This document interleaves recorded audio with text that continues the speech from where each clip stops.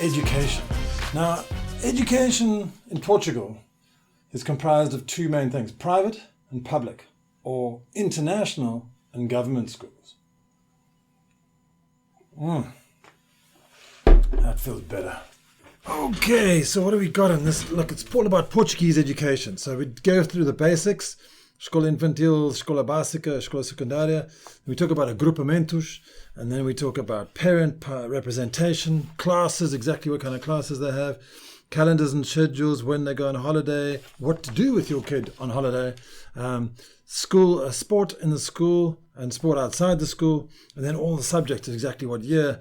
And then we'll also hopefully try and get somebody on the phone from an international school. Okay, so the basics of Portuguese education. Before you get into proper school, they go through a thing called pre-primaria. Okay, so I've got to take this off. I'm not one for ties, only weddings and funerals. Okay, so pre-primaria is basically the ages of 3, 4, and 5. Okay, so 3, 4, and 5 years old, they go to the pre-primaria, and it's generally small schools. If you're out in the country like we are, get to a very small school, and you get really intimate knowledge with the teachers, and they were so amazing at my daughter's school. We're still in touch with them today, and they were just filled with so much love, and they give the kids so much love. It was a wonderful experience. Have a look. Okay, and then after that, you get escola básica, which basically means basic school. Okay, and that's divided into 3 cycles. Okay, the first cycle is grade 1 to 4, and that's about ages 6 to 9. Okay, and then when you get to 10 years old, you go to the second cycle, which is grades 5 and 6. So that's 10 and 11 years old, more or less. Obviously, the ages change a little bit if you start a little bit later or whatever. And then the third cycle is from grades 7, 8, and 9. Okay, and those ages are 7, 8, and 9. So it's 12, 13, and 14 years old. And then after that, you get escola secundária, which is secondary school or high school. Okay, and that's grade 10, 11, and 12. And that's where you get more focus on your subjects. And obviously the kids are a little bit removed from the younger kids. Okay, so that's the basics of the Portuguese schooling system.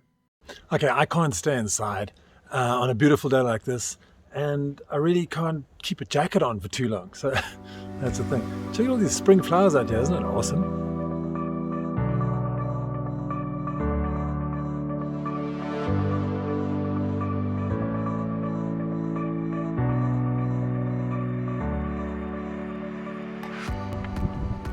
So now down in the government schools here in Salbraj, my daughter was telling me last night, she says each class contains like a maximum of about 30 students, but her classes contain about 20 to 25 students.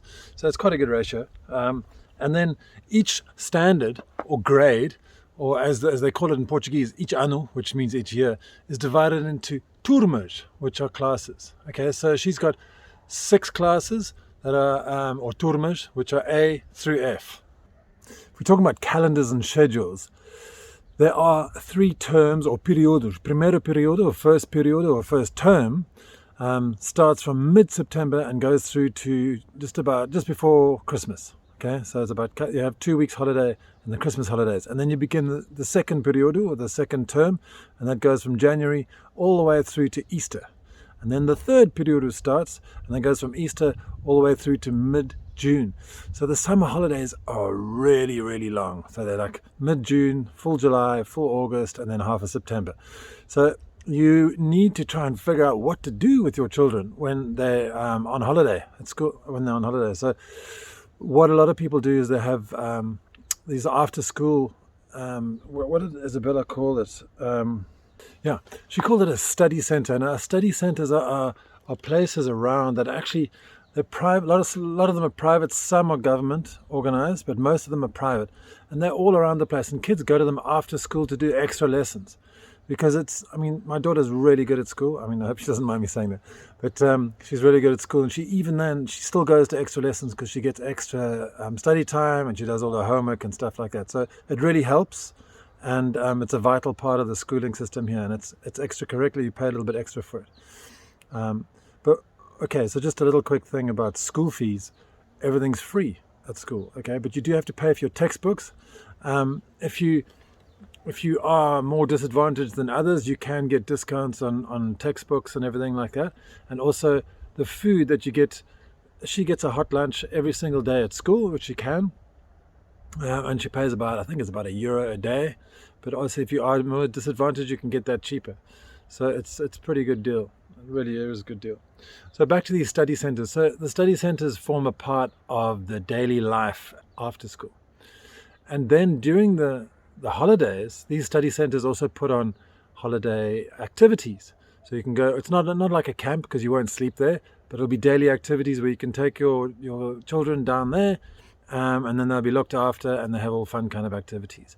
But there are obviously lots of other activities and things that happen around the Algarve. Like, for example, down in Faro, there's a surf camp. So you can get the Club Surf de Faro. You can go down there and then they'll organize you a camp. You drop your children off in the morning, pick them up in the afternoon, and they've had an amazing day out on the beach, surfing, swimming, sailing, etc. And there's sailing clubs, there's all kinds of clubs. And a lot of activities are actually sponsored or run by the Câmara Municipal. So if you check their websites, long time before summer, because these things fill up rapidly, and speak to your Portuguese friends, that'll be amazing. They'll sort you out. Okay, so that's about calendars and schedules, and also a little bit about the school fees. School sport. I mean, it's, government schools are not renowned for their sort of extracurricular activities, and neither are the government schools here in Portugal. None of the sport is obligatory apart from a physical education lesson, which my daughter does twice a week. Okay, and that that definitely works her out. It's about 45 minutes or something of exercise. But she does extra exercise afterwards, and you can do extra exercise, like you can do athletics. There's futsal, which is like football in a hall, so it's indoor football. There's outdoor football, normal football, obviously because Portugal is football mad. There's swimming, and just about every single concelho or câmara has an amazing swimming pool, indoor swimming pool just about as well, and outdoor swimming pools, and generally they're heated all the way throughout the year. So that's quite an amazing experience to be able to swim in there. Obviously there's the ocean to swim in, but it's more practical to do indoors. Basketball is another sport that can get done, and then private tennis lessons, because each municipality has tennis courts. There are lots of tennis courts around, government tennis courts that you can use for a relatively small amount of money. So all these things are extracurricular, but some are organized by the school. So some are, so you've got to check it out, whichever area you're in. Okay, so it requires a little bit of exercise. And obviously, pardon the pun. Okay, so that's school sports. And obviously, it's really important for kids to do sport. I mean, it's vital. Now, my daughter she went through great lengths to actually tell me exactly what subjects that she would do and that she would. So let me go for it. So in the Escola Básica Primeiro Ciclo, the basic school first cycle, from grade 1 to 4, she basically did 3 subjects, and that was it. There was Portuguese, mathematics, and a thing called Estudo do Meio, which basically comprises all the sciences, history, and geography. So it's just about the world around us, and it was quite fun. There's an extra pack that you could have is AECS, which is actually just after school, and it's optional. Physical exercise, music, and art. Okay, more or less. Now, when you get to grade 5 and you go into the segundo ciclo of the basic school, there's a whole list here, and I'm going to read them off to you. By the way, do you like this thing? This classic. This is actually, I don't know if you can see, it's back to front, but it's comprehensive. Reasons to vote ANC from South Africa, an in-depth guide. And then basically what it is this book with absolutely nothing in it. Anyway, if you're South African, you'll appreciate that. It's just a funny thing. It's nothing to do. It's not political. That's not.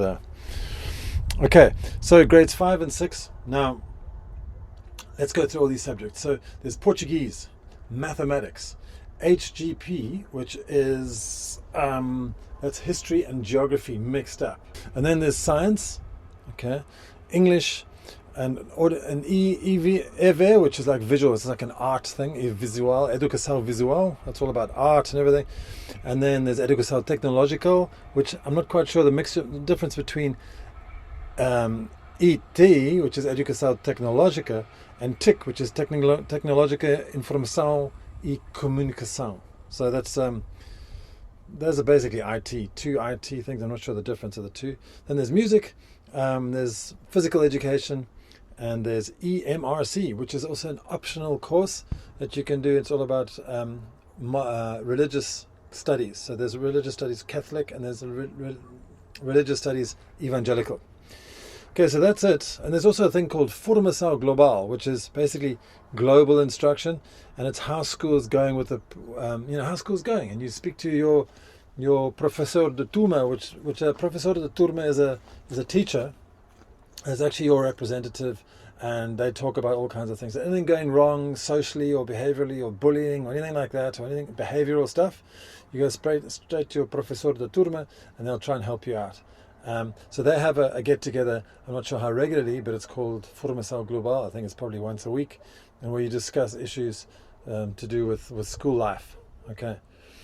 So then there's grades 7, 8 and 9, or Anos 7, 8 and 9, and these are the subjects that my daughter told me about. So then there's obviously Portuguese still, there's mathematics, there's natural sciences, and then there's physics and chemistry, basically, which is another one, geography, history, Educação Física, which is physical education, English, which is great to see there, and cidadania. Now, cidadania is a subject that encompasses all kinds of things, and they basically discuss volunteer work. And the teacher said to my daughter and all her colleagues, other pupils, said, look, what do you guys want to discuss, and what kind of projects do you want to do? So they could choose their own projects, and they choose from a wide ranging of things, so like gender equality, I don't even know if they do racism, but I imagine that it's on the cards there, volunteer work, etc., etc., etc. So, and then they also have a direção de turma, which is the same kind of thing as the